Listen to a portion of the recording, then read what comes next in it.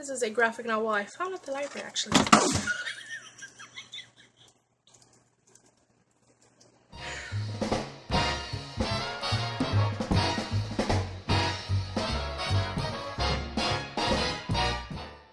Hello peeps and geeks, this is your geek message Jocus, or just Josie, and today I bring you yet another readathon TBR. That's right. More specifically, that of BookTubeAthon, which is hosted by Ariel Bassett, and before I forget to mention the date, it will take place from the 24th to the 30th of July. And no, my channel will not be TBR centric, I promise. There are other content down the factory line, so to speak. It's just the way that it's turned out with the readathons that I've decided to participate in, which have been back to back, literally. It's been the Do-A-Dick-A-thon, readathon, the BookTubeAthon now, and then the Alphabathon? I think I said that right. In the first week of August. So just bear with me. So being that this readathon is fairly popular on BookTube, hence the name BookTubeAthon, I'm not going to go into depth in explaining what it is about, but I'm going to leave all the links pertinent to this readathon below, including the link to the channel and the videos that she has posted thus far explaining about the readathon. As you may well know, this readathon always consists of 7 challenges, and I will proceed now to read aloud my picks. The first challenge is to read a book with a person on the cover, or someone.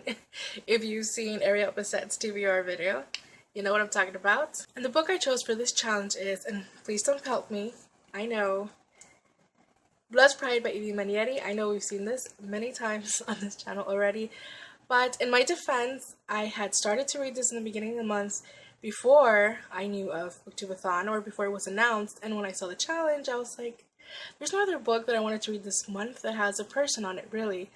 So I figured I'd stop, which I did. So I mean, I don't know if it's particularly cheating if I've already started this book, but I mean, I'm almost halfway to it, so it shouldn't be that bad, right? I'm just gonna say this is a high fantasy with 2 kingdoms. She's the main protagonist, and we don't know if she is on the rebellion side or not, or her own, and if she's up to no good or not. And at least up to what I read, I still have no idea. So it's good so far though. The second challenge is to read a hyped up book, and what's more hyped up than Gemina by Amy Kaufman and Jay Kristoff. This is the second book in the Illuminae files following Illuminae. And again, this is another book that I talked about in my July TBR. In fact, there are a couple of books in this list that I've already talked about in that video. So for that reason, I'm going to briefly touch upon the books that have been previously mentioned. And I'll go ahead and leave that link whether on the video itself or in the description bar below. So briefly, as I've said, this is the second in the Illuminae file, but the events that take place here are simultaneously happening with the events that take place in the first book. Except, whereas the first book is on the ship, this is on the station of which the ship is trying to get to. I hope that made sense. And we are following new characters, of course. The third challenge is to finish a book in a day, and for that I chose Ghost Project, which is by Joe Harris, Steve Rolston, and Dean Tripp. This is a graphic novel I found at the library, actually, just perusing around. So what is this about? In short, it is about an American weapons inspector, Will Haley. Oh my god, I can't see. Sorry. It's like black, red on black, and it's fading light, so excuse me while this old lady tries to read. American weapons inspector Will Haley and Anya Romanoff, a Russian detective, must put aside their differences and find a way to work together when they investigate the burglary and the mysterious string of deaths that follow.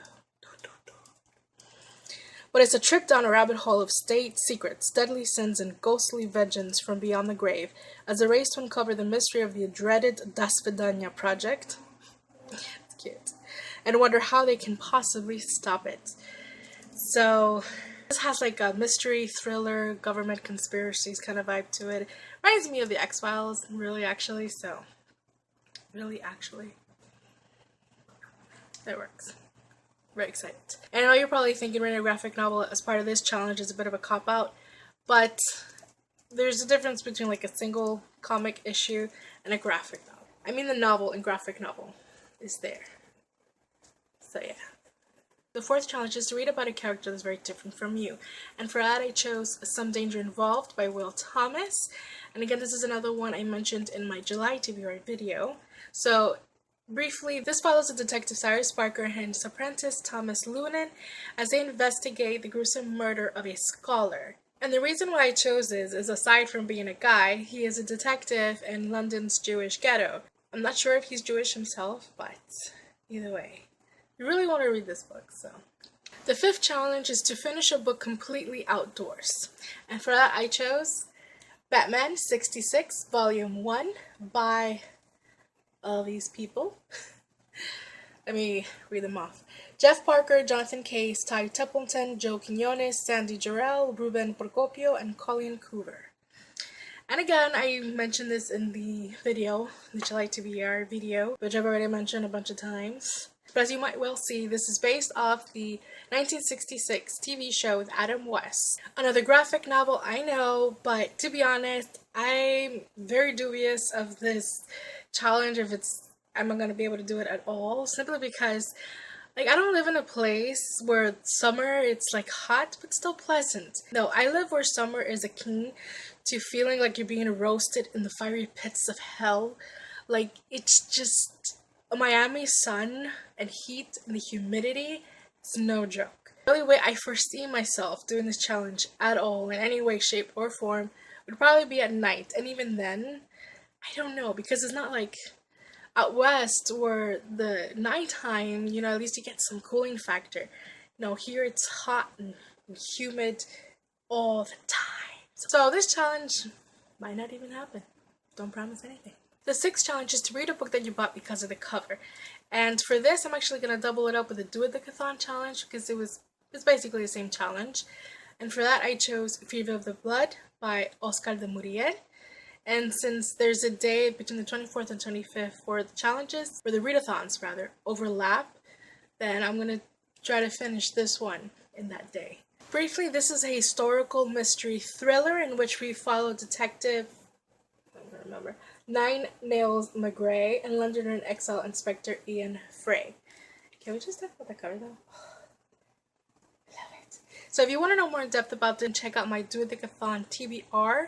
I read the blurb on the back, which is pretty short and sweet.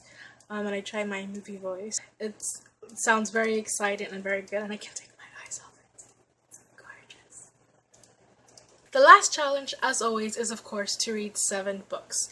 So this is just to encourage you to add on to your TBR in case you've doubled up on the other challenges. Since I really haven't, my 7th one is going to be Partners in Crime by Agatha Christie. Now this is the second Tommy Two Pence novel in the series, even though I think there's only 4 or 5.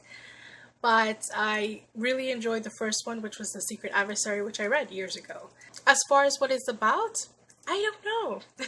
I know there's a mystery, it's Agatha Christie, but I don't want to know more than that, honestly. I want to go into this blind. So yeah.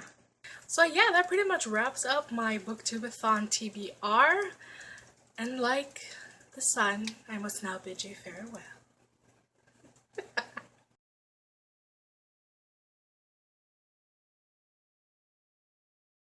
I want to apologize for the darkness that has descended upon this video. I will try to edit as much as possible so that it's not as dark as I'm actually seeing it right now. Despite that, if you enjoyed this video, please go ahead and give it a big thumbs up, as well as subscribe if you like to see more of this face. It's ever darkening. And